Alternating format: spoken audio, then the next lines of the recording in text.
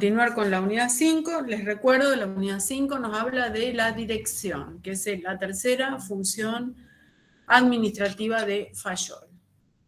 Vimos entonces todo lo que era el proceso de influencia, sus elementos, y bueno, cuando hablamos de dirección, hablamos de dos partes, ¿no?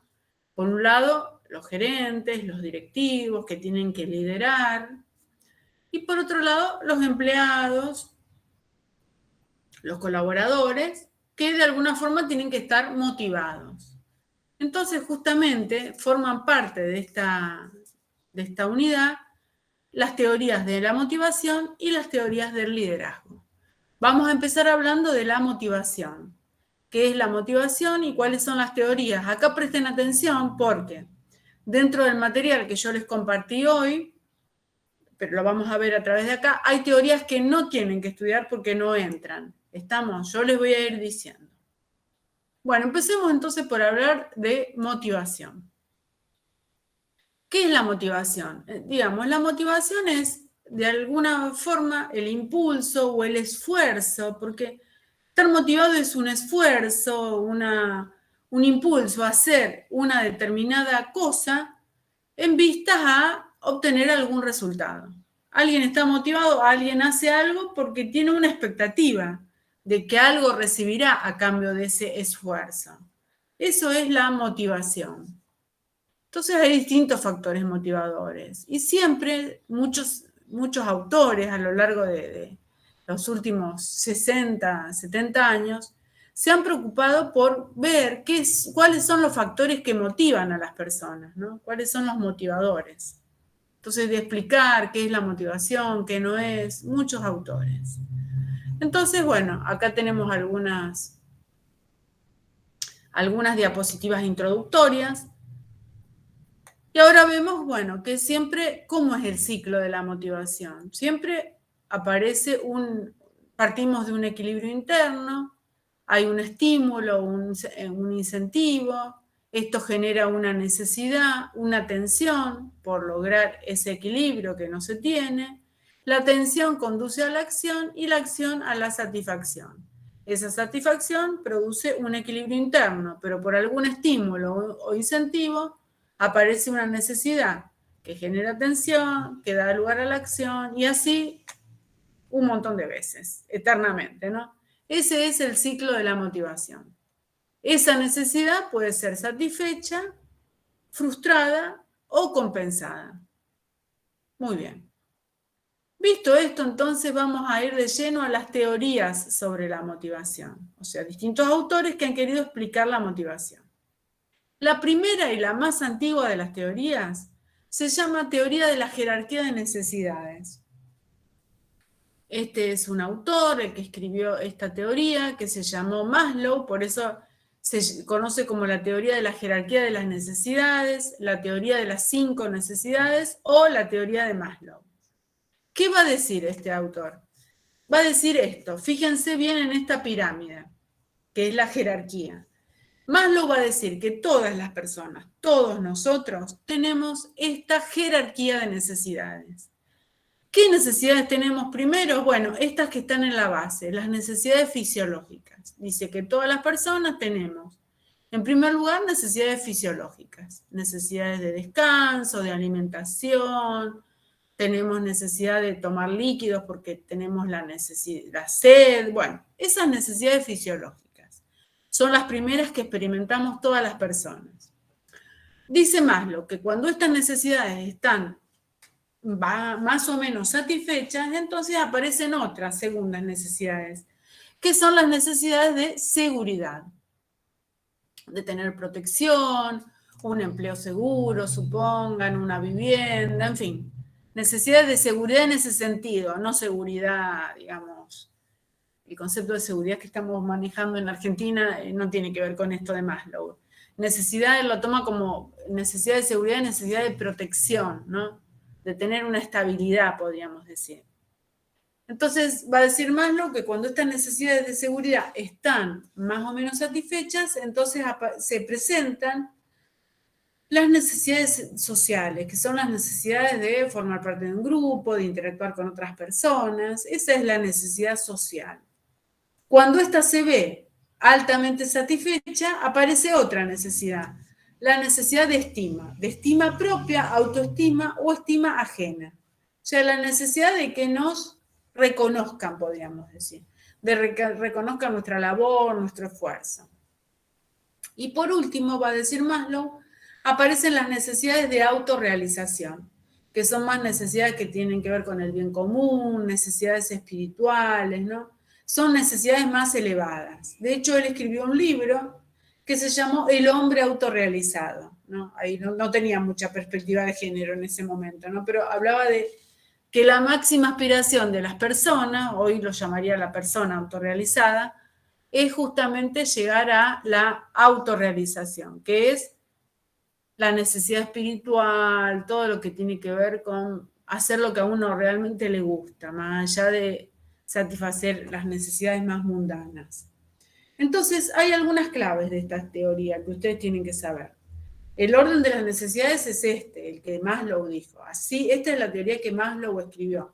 Podemos o no estar de acuerdo. Capaz que algunos de ustedes dicen, bueno, no sé, la necesidad de estima está antes que la necesidad social. Sí, podemos discutir 3 horas sobre esto. Pero nosotros acá estamos aprendiendo la teoría pura de Maslow. Entonces, este es el orden, no hay otro orden en la teoría de Maslow. Después, acuérdense una cosa que yo fui repitiendo a medida que explicaba, que la necesidad superior aparece cuando la anterior está bastante satisfecha. Él dice, nunca terminan de completarse o de satisfacerse plenamente todas las necesidades, porque bueno, las fisiológicas vuelven a aparecer, ¿no es cierto? Entonces él dice, aparece una nueva necesidad superior cuando la anterior está más o menos satisfecha. Esto ténganlo en cuenta porque es algo importante a los efectos del examen, estas cosas se preguntan, ¿no? A su vez, las necesidades estas 5 necesidades, se dividen en primarias y secundarias. Las primarias son más básicas, las 2 primeras, y las secundarias son las otras que son necesidades como más, que nos distinguen de alguna forma, nos diferencian de los animales, ¿no? Porque las 2 primeras son comunes a ellos también, ¿no? Esto tiene que ver más con lo humano, estas 3 necesidades, lo social, la estima y la autorrealización. Bueno, lo que se le criticó un poco a Maslow en esta teoría, que es muy usada actualmente, es de la década del 50 del siglo pasado. Pero bueno, tiene mucha vigencia porque, bueno, fue uno de los primeros. Lo que se le critica es eso, es esto que dijimos antes, pensar que todos tenemos esa jerarquía de necesidades, cuando en realidad quizás no es así para todos, ¿no? Eso es lo que más se le critica. Pero en general es una buena teoría. Pero fíjense que estamos hablando de motivación y no nombramos una sola vez en esta teoría la palabra motivación. ¿Por qué es así? Bueno, en realidad es una teoría de necesidades, no es una teoría de motivación. Lo que pasa es que en las organizaciones se usa esta teoría de las necesidades para motivar. ¿Cómo se usaría? Y acá esto puede ser una pregunta de examen. ¿Cómo se utilizaría esta teoría de Maslow para motivar a las personas? A ver, ustedes son gerentes de una compañía y dicen, bueno, yo quiero aplicar, leí el libro de Maslow, quiero aplicar esta teoría. ¿Cómo la aplican para motivar a la... ¿Para qué? Para que motivar, acuérdense, para que sus empleados hagan el esfuerzo de cumplir con sus deberes, que estén motivados, así, bueno, con la camiseta puesta de la empresa. Bueno, aplicando, con esta teoría, ¿cómo se aplica, digamos, para la motivación? Los gerentes que tienen que hacer, indagar, investigar, preguntar, conocer qué necesidad están teniendo sus empleados. ¿Qué necesidad tienen? ¿Necesidad fisiológica? Bueno, entonces, a lo mejor la motivación para una necesidad fisiológica es un aumento del sueldo, ¿no? Porque entonces eso le va a permitir cumplir más necesidades fisiológicas. Si la necesidad que descubrimos en un empleado determinado es una necesidad de seguridad, bueno, entonces ahí el mecanismo de motivación puede ser a lo mejor la estabilidad en el empleo. Si la necesidad es social, bueno, podemos a lo mejor implementar un trabajo en equipo en la empresa. Si la necesidad es de estima, podemos procurar algún elemento que los haga sentir a los empleados valorados, estimados, no sé, algún premio, alguna bonificación, ¿no? Y si tienen necesidades de autorrealización, bueno, proponer alguna actividad que tenga que ver con esa necesidad espiritual, por ejemplo, que tiene, o del bien común que tienen los empleados. En fin, ¿cómo se aplica entonces la teoría de la motivación? Los gerentes deberían indagar qué necesidad tienen, a lo mejor algunos tienen necesidades sociales, otros tienen necesidades de estima, y en función de la necesidad que uno detecta, ofrecer algún elemento que satisfaga esa necesidad. ¿Me expliqué? Necesito oírlos hoy, porque hoy hablé mucho yo. Sí, profe. ¿Se entiende? Sí, profe. Entonces, y bueno, saber cómo saber la necesidad, bueno, a lo mejor preguntando, haciendo una encuesta. ¿Cómo? Justo yo estaba anotando cómo satisfacen, cómo utilizan esto para satisfacer las necesidades. Si me lo puede volver a repetir. Sí, digamos, porque estamos hablando de motivación y acá ni una sola vez aparece la palabra motivación en esta teoría. Entonces, lo que yo les decía, ¿cómo motivo a través de esta teoría? Averiguo las necesidades que tienen, cualquiera de estas 5, y en función de la necesidad que yo detecto, qué sé yo, Juancito tiene necesidad social. Bueno, entonces voy a tratar de que trabaje en equipo, porque es una persona que necesita relacionarse. Bueno.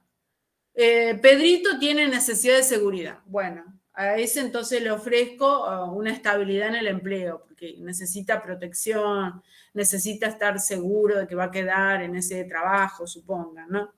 Y así, en definitiva, ofrecemos distintos elementos que en realidad se llaman, en la jerga se llaman artefactos motivadores. Es decir, ofrezco un artefacto motivador o un elemento, si lo quieren llamar motivador, acorde a la necesidad. O sea, Juancito, que tiene necesidad social, no lo voy a poner en el cuadrito del empleado del mes, porque no tiene necesidad de estima, tiene necesidad social. O sea, le doy el elemento que satisfaga esa necesidad que tiene.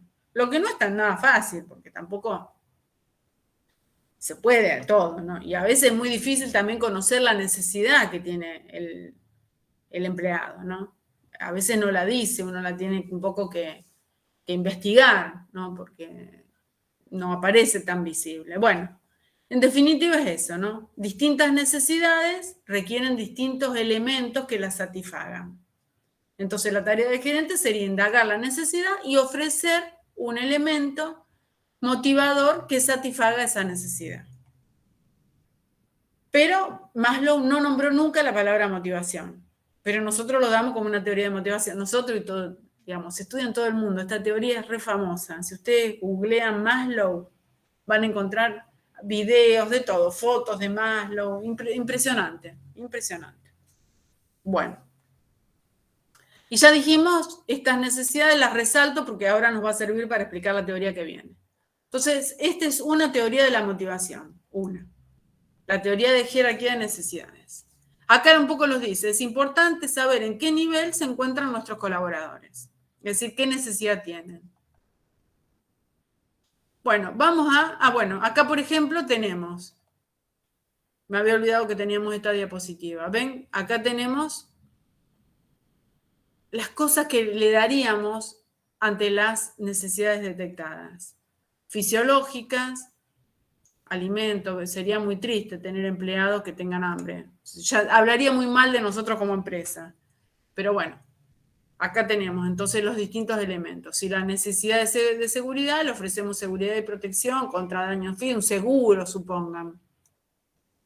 Si la necesidad social, bueno, aceptación, amistad. Si es estima, bueno. Entonces acá estarían como los elementos que les daríamos ante la necesidad detectada. Pero bueno, no fue el único autor que habló de motivación. En realidad hay 4 teorías de la motivación que nosotros vamos a dar. Y después les voy a marcar cuáles no tienen que estudiar. Esta sí también tienen que ver. La de Maslow ni hablar. Esta también, ¿no? La teoría de Herbert es más o menos, está ubicada más o menos en la misma época que la teoría de Maslow, la que vimos recién. Este es otro autor que estudió Su teoría se llama la teoría de la motivación e higiene. Él sí habla de motivación. Era un autor que se puso a investigar en una fábrica cuáles eran los factores que motivaban a las personas. Entonces, investigando, haciendo encuestas, entrevistas, bueno, durante mucho tiempo, en una fábrica, lo hizo solo en una fábrica, llegó a la conclusión de que las personas realizan acciones en su trabajo por dos factores, no solo por la motivación, sino también por factores higiénicos.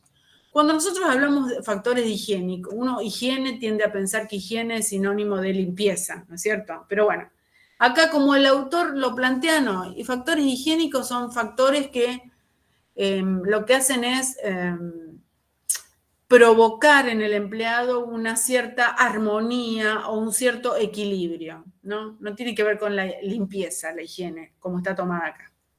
Entonces, bueno, en definitiva, él buscando factores de motivación, resulta que encontró factores que motivan, cosas, elementos que motivan a la gente y factores higiénicos, es decir, factores que, podríamos decir, provocan armonía en el trabajo, un buen clima de trabajo, pero no alcanzan a ser, no les da el estatus para ser motivadores.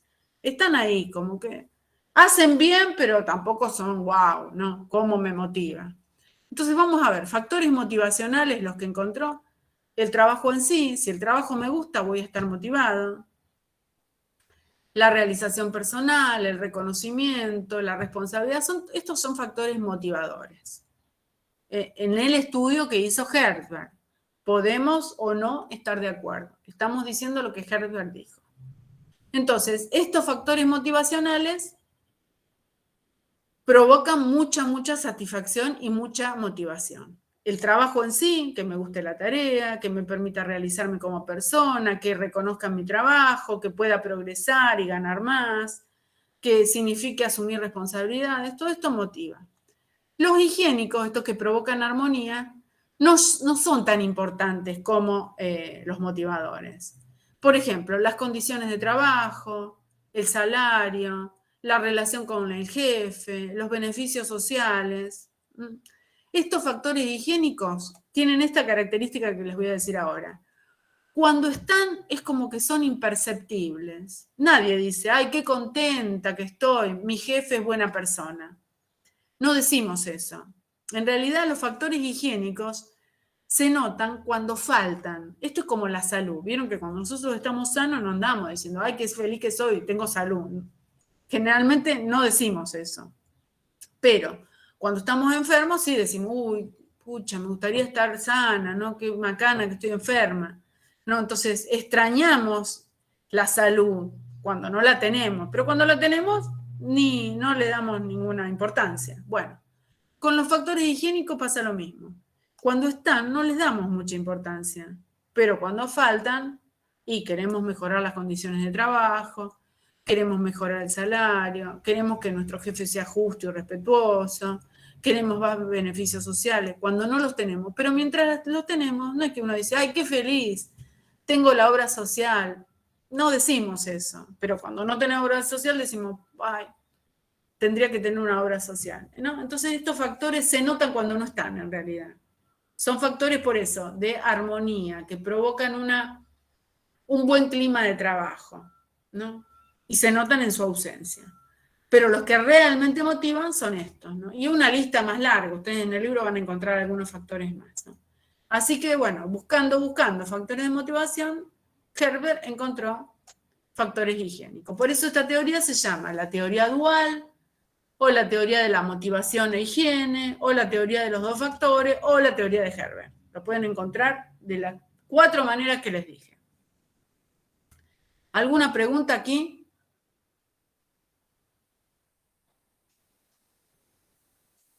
Bueno.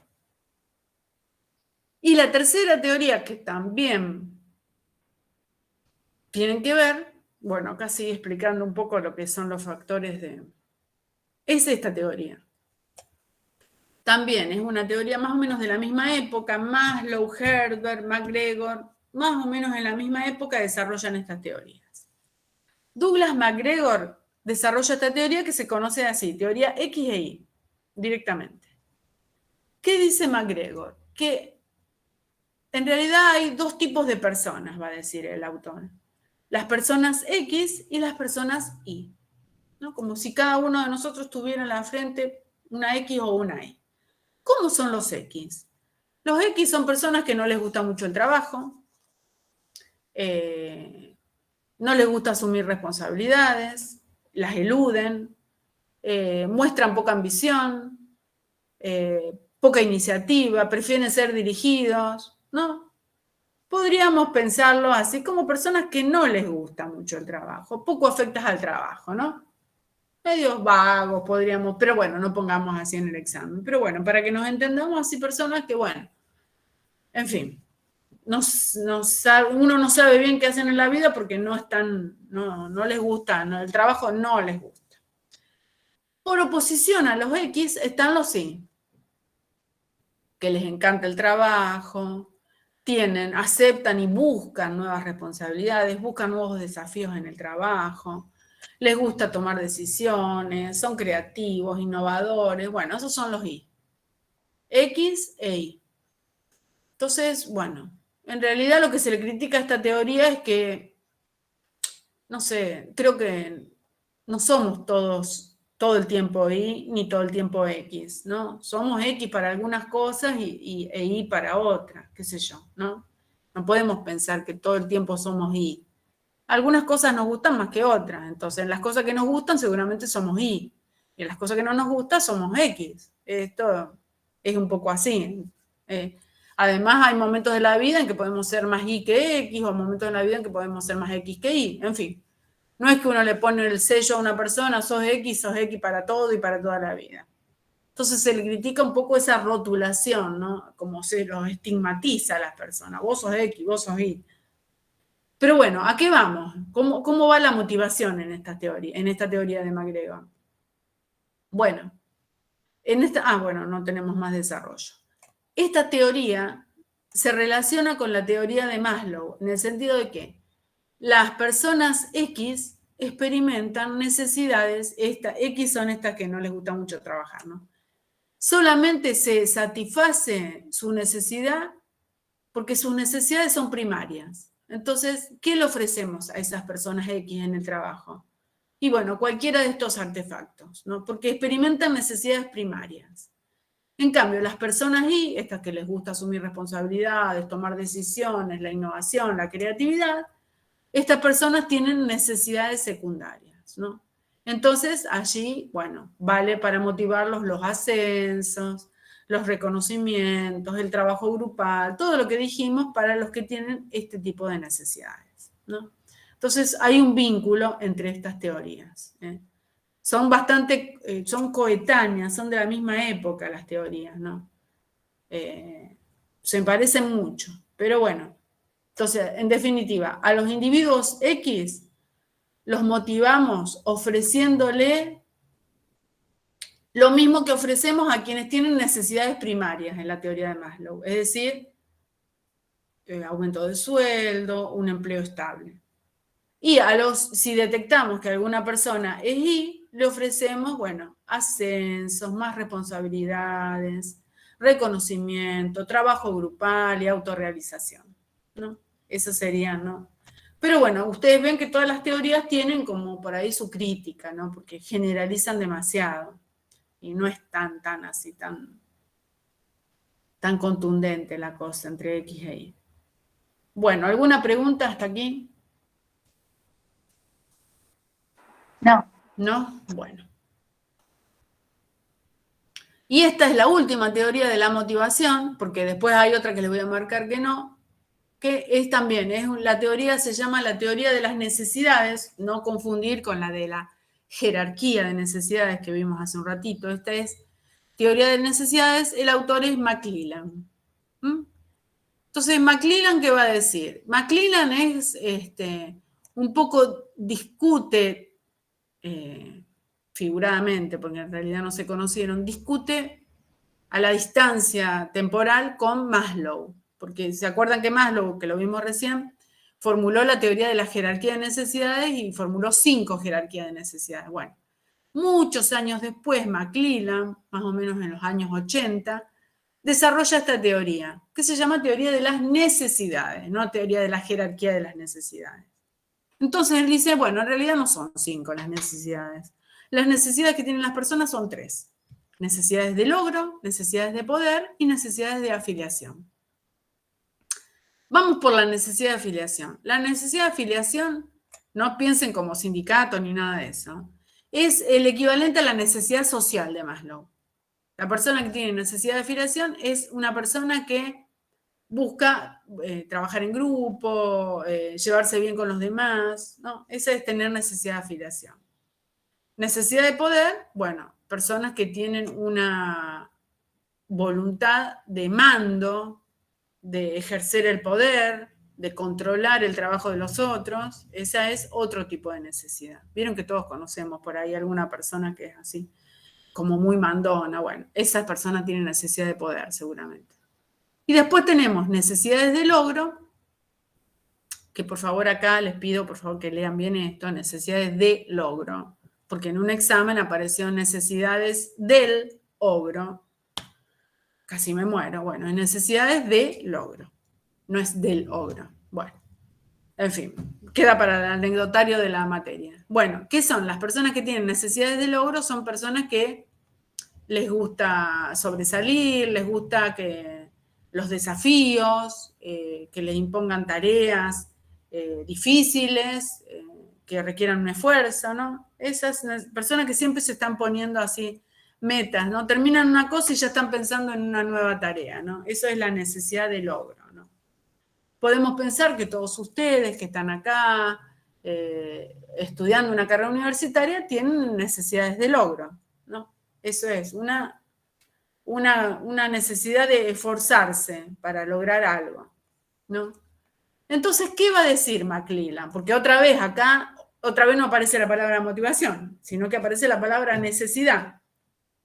Bueno, McClelland elaboró todo un test que tendrían que completar todos los empleados en una fábrica, supongan, completar ese test, entonces según las respuestas que vos vas dando, te da qué necesidad prevalece en cada uno. Entonces, al que tiene necesidad de afiliación, ¿cómo se lo motiva? Y bueno, haciéndolo trabajar en equipo. Al que tiene necesidad de poder, ¿cómo se lo motiva? Y bueno, dándole algún puesto de jerarquía que implique dar órdenes a otro, porque son personas con una gran necesidad de dirigir, ¿no? Y al que tiene necesidad de logro, bueno, darle alguna tarea que implique un desafío. Entonces, una teoría de las necesidades se transforma así en una teoría de la motivación. El mecanismo es igual que el de Maslow. Averiguar qué necesidad tienen y ofrecer algún elemento que satisfaga esa necesidad, ¿no? Pero estar muy atentos a esto, porque si una persona tiene necesidad de poder y vos le das trabajo en grupo y estás contrariando su necesidad.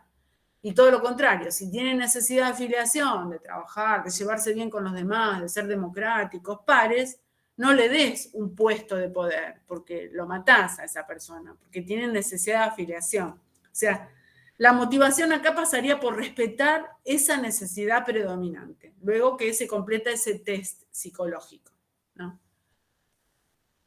Cada uno de nosotros tiene una de estas necesidades que prevalece.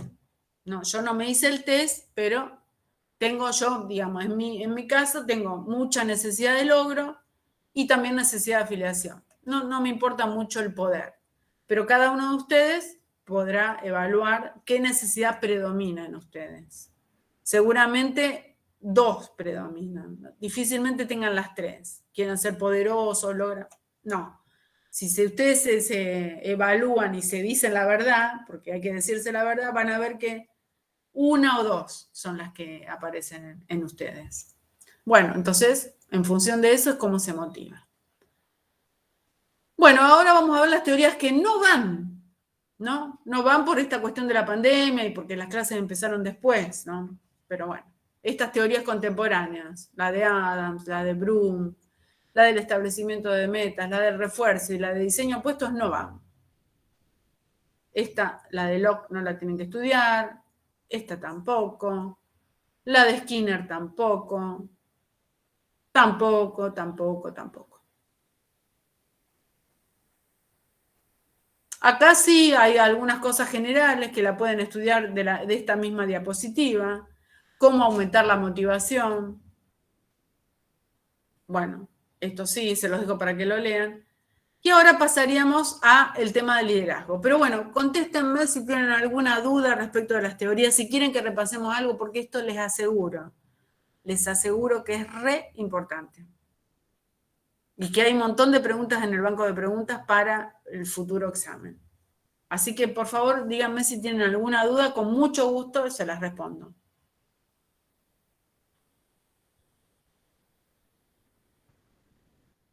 No, bueno.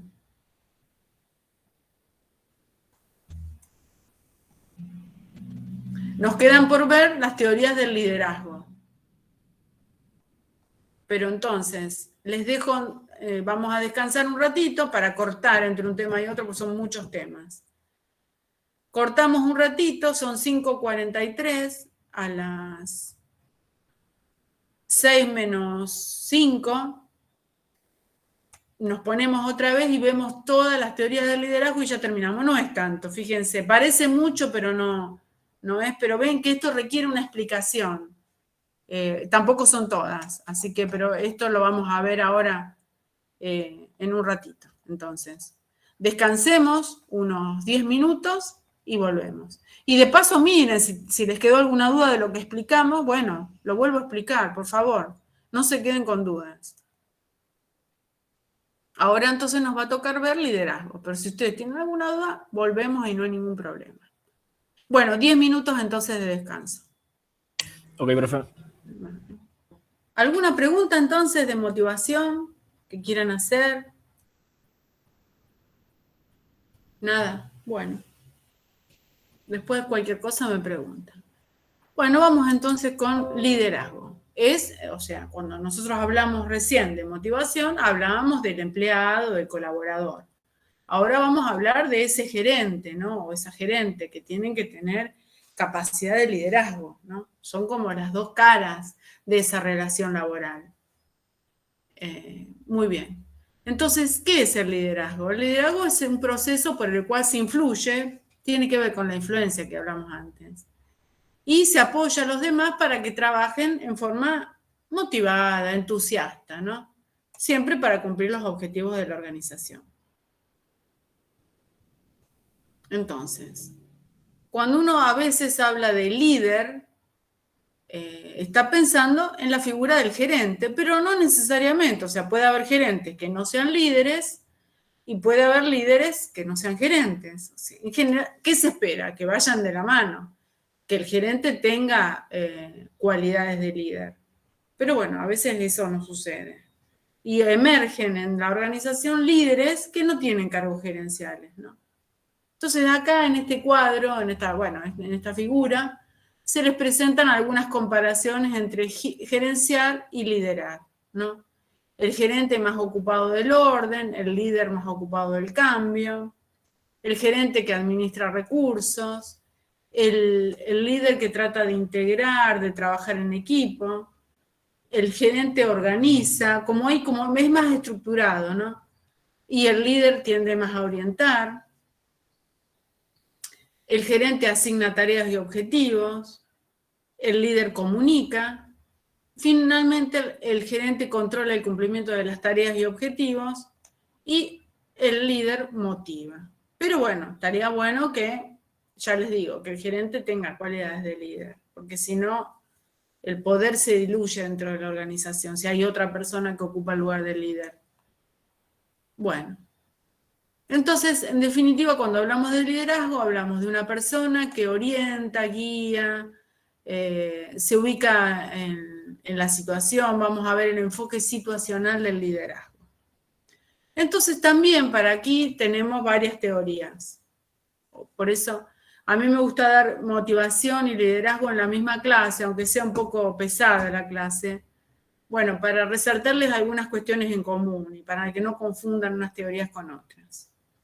Entonces, en las teorías del liderazgo también tenemos teorías, las más antiguas que se desarrollaron en estos años, son teorías de liderazgo basadas en los rasgos. Ahora vamos a ver. Y después tenemos muchos años después, se desarrollan las teorías conductuales. Vamos a ver las teorías basadas en los rasgos. Estas teorías son bastante criticables, vamos a decir. ¿Por qué? Porque plantean, son unos cuantos autores, que ni los mencionamos porque la verdad que son teorías que las damos en realidad para criticarlas, porque son teorías que parten de esta cuestión que les voy a decir ahora. Para ser líder hay que reunir una serie de requisitos. Entonces, si vos reunís esa lista de requisitos, podés llegar a ser líder. El lema de estas teorías basadas en los rasgos, muchos rasgos son físicos, pensemos que es una posición casi racista, podríamos decir. Por eso son teorías que las damos, ya les digo, para criticarlas. Parten de esta idea, el líder nace, o sea que para cumplir, para ser líder hay que reunir ciertas características, qué sé yo. Ni se las nombro porque son lamentables las teorías, pero bueno, algunos rasgos que debería tener un líder.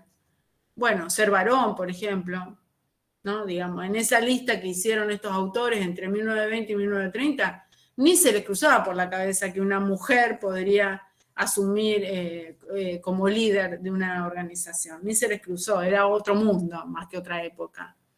Bueno, por ejemplo, entonces el ser varón, el tener determinadas características físicas, ¿no? Que tienen que ver con la raza, bueno, detestables realmente, ¿no? Entonces esas son las teorías. Después algunas cosas un poco más, bueno, inspirar respeto, ser inteligente, bueno, sí, obvio. Pero bueno, basadas en los rasgos, como que uno nacía genéticamente ya predeterminado para ser líder. Bueno, por suerte, unas décadas después, aparecen las teorías conductuales, que dicen, bueno, momentito, le dirán a las teorías de los rasgos. A ver, se puede uno formar para ser líder. Entonces, el lema es, los líderes se hacen, no los líderes, el líder nace. El líder se puede hacer, estudiando, experimentando, ¿no? Entonces, se basan más en las conductas, más que en los rasgos. O sea, para ser líder hay que hacer tal cosa. En cambio, las teorías de los rasgos, para ser líder hay que ser o tener estas características de nacimiento, ¿no? Desde la cuna vos ya tenés que ser de determinada forma. Bueno, horrible. Entonces las teorías conductuales mejoran un poco, tampoco son, wow, hay otras teorías mejores, pero bueno, por lo menos se corren de esas teorías que son muy deterministas. Entonces, dentro de las teorías conductuales, tenemos 4. Esto lo tienen que saber, estas sí van. O sea, distintos estudios de distintas universidades, pero todas son teorías conductuales. Se desarrollaron en estos años. Pero tienen cosas en común, tampoco se asusten tanto. Acá las tenemos, después vamos a ir a ver. Estas teorías, tanto de las de la Universidad de Ohio, como las de la Universidad de Michigan, como la teoría de Blake and Morton, que se conoce como la teoría de la rejilla administrativa, estas 3 teorías tienen puntos en común. O sea, yo les había dicho que eran 4, ¿no? Vamos a ver esta. La de Lewin la vamos a dejar, porque esa se diferencia, pero la de Ohio, Michigan y rejilla administrativa, que son las que vamos a ver ahora, tienen en común evaluar los líderes para llegar a esta conclusión. La de Ohio, por ejemplo, que llega a la conclusión de que hay líderes que apuntan más a los sentimientos, a comprender a los empleados, y líderes que se preocupan más por las tareas, por el lograr metas, o sea, orientados a distintos aspectos. O sea, líderes orientados más a lo humano y líderes orientados a lo material. Esto es a la conclusión que llega esta teoría de Ohio. La de Michigan, fíjense que, con otras palabras, más o menos dice lo mismo. Hay líderes orientados al empleado, las relaciones con el empleado, sus necesidades, y hay líderes orientadas a la producción, a lo técnico, que el trabajo salga y salga bien. O sea que con otras palabras llegan a la misma conclusión, Ohio y Michigan. Y rejilla administrativa también, de algún modo, con distintas palabras también, llegan a líderes que están orientados a las personas y líderes orientados a la producción, ¿no? Y en el medio, digamos, en esta rejilla, que es como una matriz, podría haber distintas combinaciones, más interés por las personas, menos interés por la producción. Estas tres teorías llegan a esas mismas conclusiones. Pero nos quedan estas tres que vimos acá, con distintas palabras, pero ¿qué terminan diciendo las tres teorías? Que bueno, cuando uno indaga los líderes dentro de una organización, puede encontrarse con estos dos, personas, gerentes, muy, muy orientados al confort de los empleados, a que se sientan contentos, motivados, muy orientados al respeto, a la motivación, y otros que los llaman de distintos nombres, las tres teorías, y otros orientados más a aspectos técnicos, a la producción, al cumplimiento de las metas, ¿no? Más preocupados por las cuestiones materiales. Algunos preocupados por cuestiones humanas y otros preocupados por cuestiones materiales.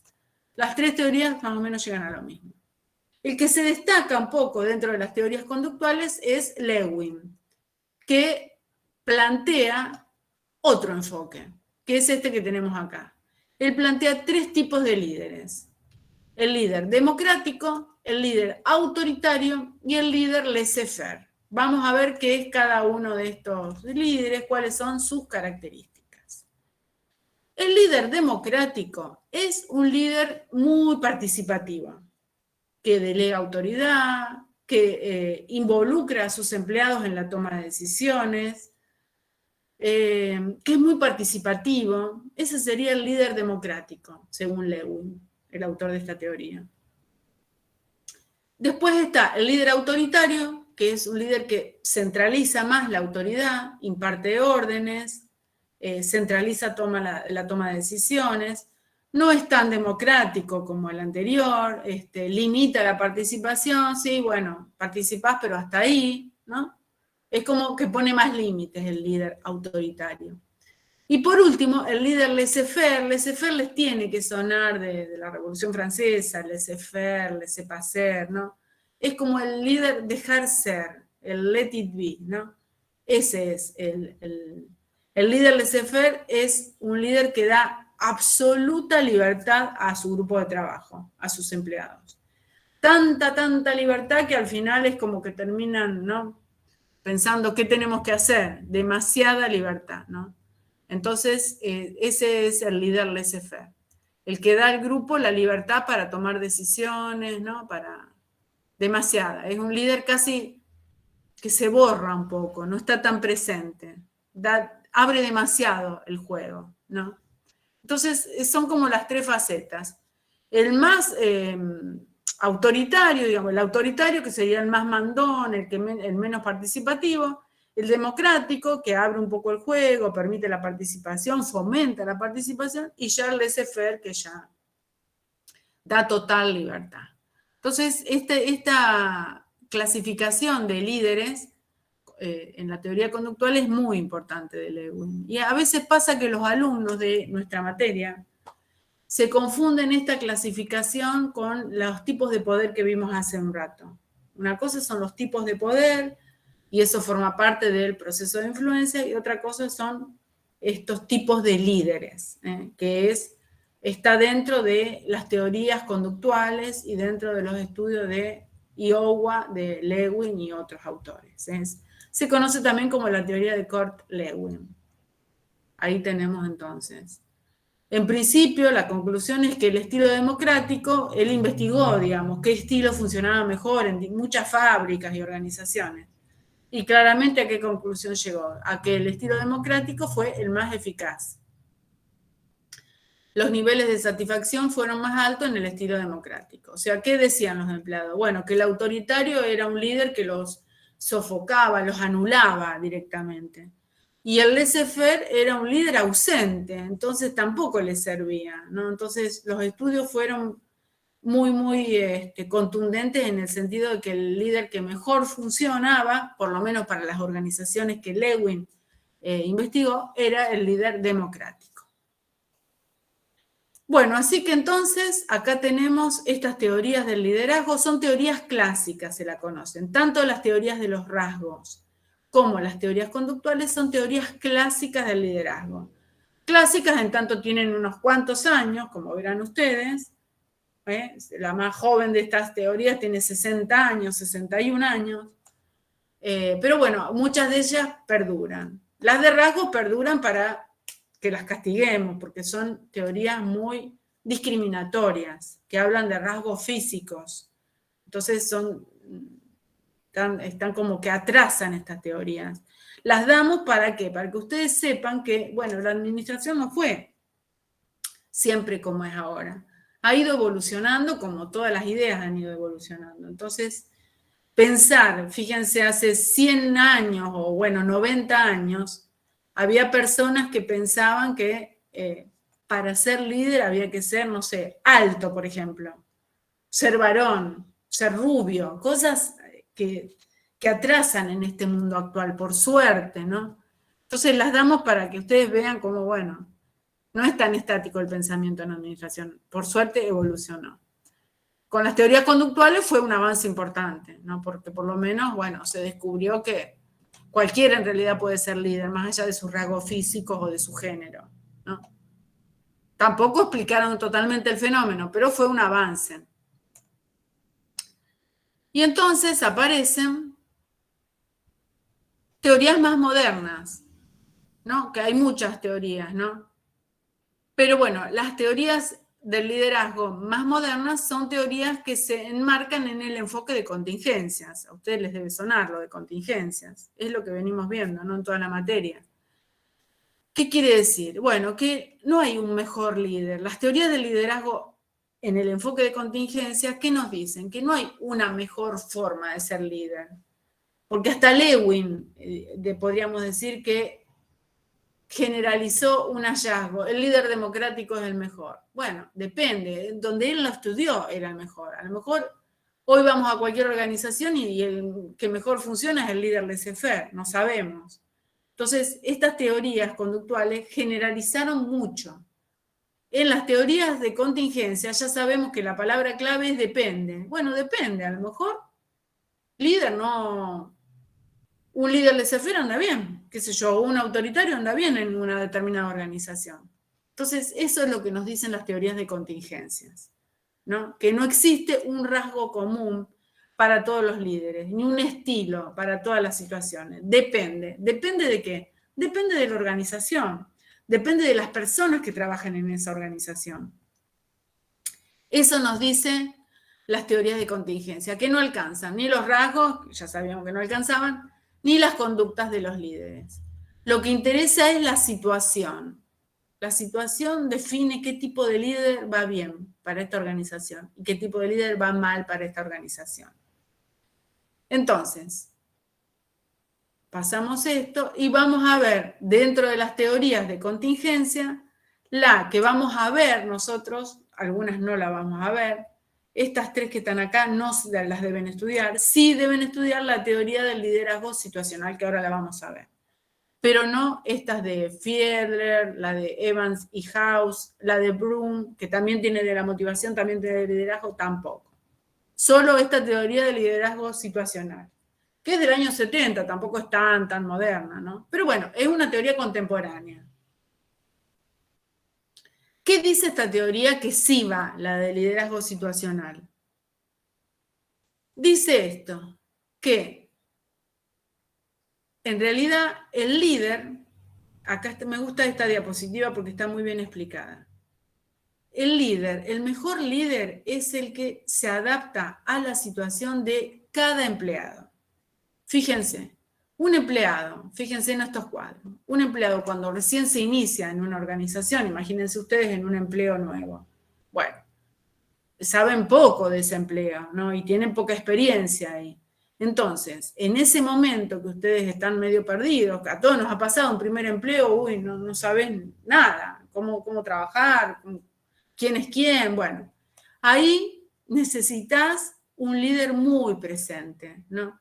Que te dé instrucciones, que te enseñe reglas, procedimientos. Entonces necesitas un líder muy presente, que te dirija, ¿no? Que te dé órdenes, que te encauce. A medida que vos vas creciendo en esa organización y vas adquiriendo conocimientos, experiencia, ¿no? Aumenta la experiencia y el conocimiento, entonces ahí el líder se tiene que retirar de esa fase tan presente. Ir retirándose, brindar apoyo, atender consultas, guiar, pero no ser tan invasivo como en la fase inicial. Luego seguimos progresando en el trabajo, ya pasan algunos meses o inclusive años, entonces ya tenemos más autoconfianza, tenemos más autonomía, ¿no? Sabemos hacer las cosas mucho mejor sin ayuda de terceros. Entonces el líder pasa a una tercera fase, disminuye el apoyo, no es que se ausenta, pero bueno, ya no está tan presente, ¿no? Y después, finalmente, llegamos a un punto, nosotros como empleados, en los que ya tenemos total autonomía, ya conocemos perfectamente, somos expertos. Ahí necesitamos que el líder nos delegue, se corra totalmente y bueno, y nos deje tomar decisiones por nosotros mismos, ¿no? Sería más o menos como la metáfora de, ¿no?, padres e hijos, ¿no? Que bueno, cuando somos chicos requerimos una presencia más fuerte de los padres, y a medida que vamos creciendo y nos hacemos independientes, bueno, los padres se van retirando de nuestra vida un poco, aunque están siempre presentes, pero nos van dando más y más autonomía, ¿no? Esta es la teoría de liderazgo situacional de estos autores, Hersey y Blanchard, del año 70. Es un liderazgo dinámico y flexible, ¿no? En el que el líder tiene que estar atento, porque no es que, pasaron 2 meses, tengo que pasar a la segunda fase. Depende de la persona, cómo vaya evolucionando, ¿no? Esto puede durar años o puede durar meses. No sabemos cuánto dura esto de que el empleado ingresa y después es totalmente autónomo. Depende de cada persona. Por eso la palabra clave siempre en el enfoque de contingencias es depende. Depende de la persona, depende también del líder, cuánto se sepa correr, ¿no? O cuánto quiera seguir presente. Bueno, una serie de situaciones muy importantes. Bueno, esta teoría es muy importante. Por último, vamos a ver tipos de líderes. No podía faltar la clasificación en nuestra materia. Vimos entonces, recuerden que entonces estas teorías, estas 3 que están acá, no las deben estudiar. Vamos a terminar entonces la clase diciendo o hablando un poco de estos 2 tipos de líderes. Líder transaccional y líder transformacional o transformador. También son tipos de liderazgo, ¿no? Esto no es una teoría. La teoría es la que vimos recién. Entonces recuerden, teorías clásicas. Dentro de las clásicas tenemos de los rasgos y conductuales.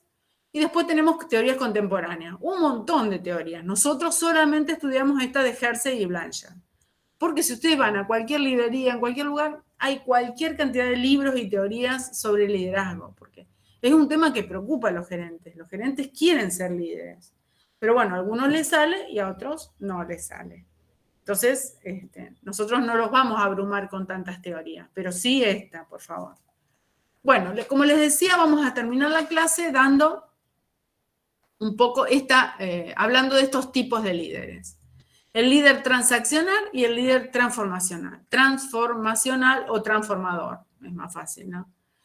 El líder transaccional, ¿qué es? Es un líder que nos guía. Imagínense ustedes entrando en un nuevo empleo, es un líder que les da muchas instrucciones, que les aclara el trabajo, que los ayuda, pero es como que les pone un límite invisible a su desarrollo. Los ayuda, los acompaña, pero los invita a que ustedes trabajen dentro de sus normas, dentro de sus formas, ¿no? Digamos, acá, cuando uno tiene un líder transaccional, es un buen líder, la verdad que es un buen gerente, ojalá existieran muchos más, pero no te permite mucho la innovación, que lo superes. Trabajar bien dentro de las pautas que él te marca, o que ella te marca. Ese es el líder transaccional, el que te ayuda a progresar en tu trabajo, pero guarda con querer progresar más que él o ella, ¿no? Te pone ahí un límite. Bueno, hasta acá llegaste. Hasta acá, esto es lo máximo, ¿no? Y por otro lado tenemos el líder transformacional, que es sí es un líder mucho más arriesgado, mucho más visionario, un líder que hable más el juego, que estimula a sus empleados, que inclusive acepta desafíos o puntos de vista diferentes de sus empleados. No te pone tanto límite como el transaccional. Es un líder como más revolucionario, ¿no? De los que hay pocos, ¿no? Porque en general el líder es un gerente que cuida su trabajo. Entonces, le es mucho más cómodo situarse como una buena persona que ayuda a sus subordinados, pero les pone un límite, porque si se transforma en transformacional, justamente por ahí el empleado supera a su propio liderazgo, ¿no? Entonces, es un poco más arriesgado, ¿no? Es tan flexible que por ahí, qué sé yo, le serrucha el piso al empleado. Entonces, no abundan estos líderes transformacionales. Pero los libros los presentan como un tipo de liderazgo. Tampoco es algo tan raro. Hay por ahí algún líder transformacional. Pero que siempre se guardan una carta, ¿no? Una habilidad, podríamos decir, alguna competencia que no comparten. Ese sería entonces el típico ejemplo de líder transformacional, ¿no? Ahí serían como dos, pero bueno, por supuesto, tanto el transaccional como el transformacional son visiones muy, muy avanzadas de lo que es el liderazgo, ¿no? El transformacional también se lo llama líder carismático. Es un líder así, que es una persona, digamos, ¿cuál sería la diferencia entre otra diferencia entre todas las que vimos? El transaccional es más temeroso, más cuidadoso, más conservador. El transformacional está tan seguro de sí mismo y de sus cualidades que abre más el juego, no tiene tanto miedo, ¿no? El transaccional tiene un poco más de recato, ¿no? Porque teme a lo mejor perder su puesto de trabajo, su autoridad, ¿no? El transformacional tiene mucho más carisma. Entonces, un poco es como motiva mejor en realidad el transformacional. Pero bueno. Bueno, acá tenemos entonces algunas diapositivas que explican de otro modo. La teoría de Hersey y Blanchard acá está explicada de otro modo. A mí me gusta esto, creo que esto va dando la pauta de cómo la figura del líder se va retirando, se va achicando, mientras que el liderazgo, perdón, la motivación y la autonomía del empleado crece. Este rectángulo para mi gusto tendría que ser más amplio, ¿no? Para dar la idea que a medida que el empleado crece, es como que el gerente se va retirando, el líder se va retirando. Bueno, ¿alguna consulta? Clase larga hoy, si las hay, ¿eh?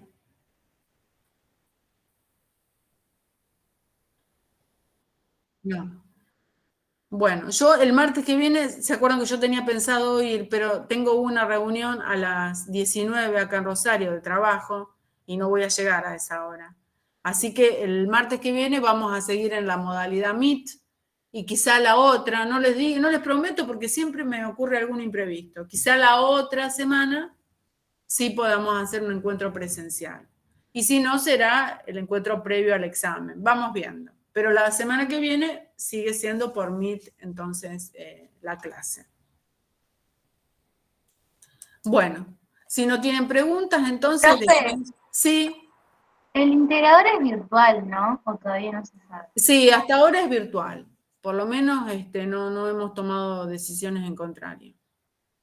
¿Es el 29? ¿Les dije que era el 29 o no? No recuerdo. Creo que no. Ah, bueno, es el 29 que cae, a ver qué quiero chequear, creo que cae el lunes.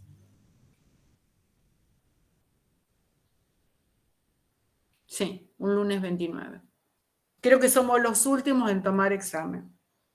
Pero ven que tenemos varias clases por delante. La clase del 9, o sea, hoy terminamos la unidad 5. En la clase del 9 podemos ver la unidad 6, una parte. La clase del 16 damos la unidad 7, esa unidad se da en una clase. Y entonces la clase del 23 nos queda como una clase de repaso. Estamos bien con el tiempo. Pero bueno, son clases intensas. De ahora en más van a ser las clases así. Van a durar esto que duraron hoy, ¿no es cierto? Mucho tiempo. Hacemos unos cortes para cambiar el aire, ¿no? pero bueno, son muchos contenidos, ¿no? Bueno, sí.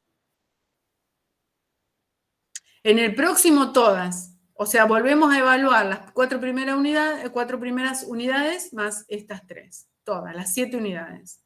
Porque es integrador. No es parcial. Parcial es cuando uno toma una parte de la materia. Nosotros es integrador, tomamos toda la materia. No, de nada. Pero por supuesto, en ese integrador hay, ¿quién van a llegar al integrador? Los que aprobaron el parcial. Entonces, por supuesto que va a haber muchas más preguntas de estas unidades que estamos viendo que de las primeras unidades.